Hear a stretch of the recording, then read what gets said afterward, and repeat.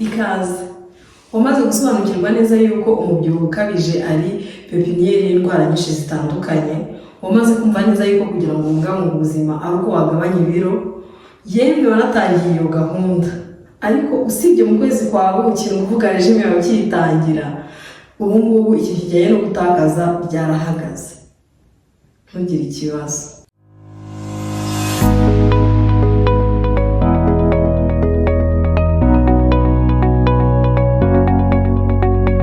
Muri iki kiganiro ngiye kukubwira ibintu bitatu ushobora gukora kugira ngo wongere utakaze ibiro.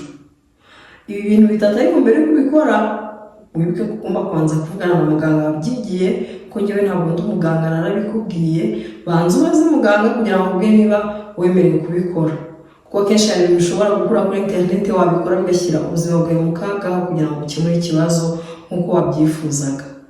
Ikintu cya mbere ngiye kukubwira ugomba gukora mbere yo gufata amafunguro nk'iminota 20-15, fata ikirahuri gitoya cyangwa se igikombe gitoya ushyiremo amazi, niyo cyaba ushyiramo amazi makeya nturenze mililitiro 200, hanyuma ushyiremo ikiyiko kinini cya vinegere.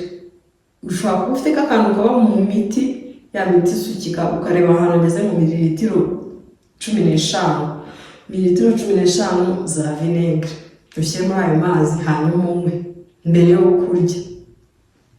Hanyuma ibyo ngibyo biri bugufashe ni iki? Hari umushakashatsi wabikoze ubushakashatsi ku musozi w'ikiganiro aza kubereka igitabo nabikuyemo, yagaragaje yuko iyo umuntu afashe acide acetique mbere yuko afata amafunguro bigabanya ikigero isukari irukankira mu mubiri, kandi arabizi ko uko isukari irukankiye mu mubiri bishobora kuba intandaro yo kubika ibinure ariho ibiro byacu biva. Ubwo rero akantu ka vinegere uzakagerageza kunyabone kuzabanza ubaze muganga. Ufate vinegere ushyire mu mazi makeya, umwe mbere yo kurya, hanyuma ubone ufata amafunguro yawe. Ikintu cya kabiri, igihe cyo gufata amafunguro hera ku mboga. Hera ku mboga, noneho numara kurya imboga ubone kurya andi mafunguro. Niba ibyo kurya ugiye kurya ari nk'ibiryo bivanze utaribona ukuntu hera ku mboga, ushobora gutegura imboga ku ruhande, agasalade cyangwa se n'izindi mboga, ukabanza ugafata agasahani gatoya kazo, hanyuma ukabona gufata andi mafunguro. Ibi ngibi icyo biri bugufashe ni uko izo fibre ziri muri izo mboga ziraza gutuma uburyo andi mafunguro ari bwinjire mu mubiri wawe, isukari yarimo biratuma igenda gake gake, kubera yuko ayo mafibre araba yarinze gutuma isukari irukankira mu mubiri. Ikindi kintu cya gatatu gishobora kugufasha kugira ngo wongere utibiro, umaze gufata amafunguro yawe, wanyweye cya kigo kimwe cya vinegere mbere yo kurya, wabanje kurya imboga mbere yo gufata andi mafunguro, urangije gufata amafunguro yawe wateguye bijyanye na regime urimo gukora. Aho kugira ngo uhaguruke ku isahani uhita ujya kuryama cyangwa se ukomeze wicare wenda uri gukora kuri telefone cyangwa iki, ukimara gufata amafunguro haguruka ugendagende byibura iminota 10 minimum, ubishoboye yaba iminota 20. Ugendagende, niyo waba uri mu biro ushobora kugendagenda mu biro, ushobora no guhamagara umuntu ukavugana no kugendagenda. Icy'ingenzi ni uko unyeganyega ukimara gufata amafunguro. Ibi ngibi biratuma umubiri wawe kugira ngo ujye kubika ya sukari ivuye mu mafunguro umaze kurya ako kanya, kubera yuko biri gusaba imikaya gukora. Urabizi ko iri kugenda imikaya yawe irimo gukora. Icyo biri bufashe nuko isukari ivuye mu mafunguro ako kanya umaze kurya irahita no ikoreshwa muri ya muvuma za misikere zirimo gukora. Ibi ngibi rero biraza kugufasha gutuma umubiri wawe utazigama mu byo wariye.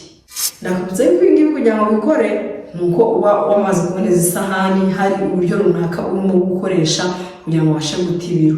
Ntabwo waba wenda ugiye kurya uko wiboneye mu bingibi uvuge ngo urabikora ngo urata ibiro, biragoye.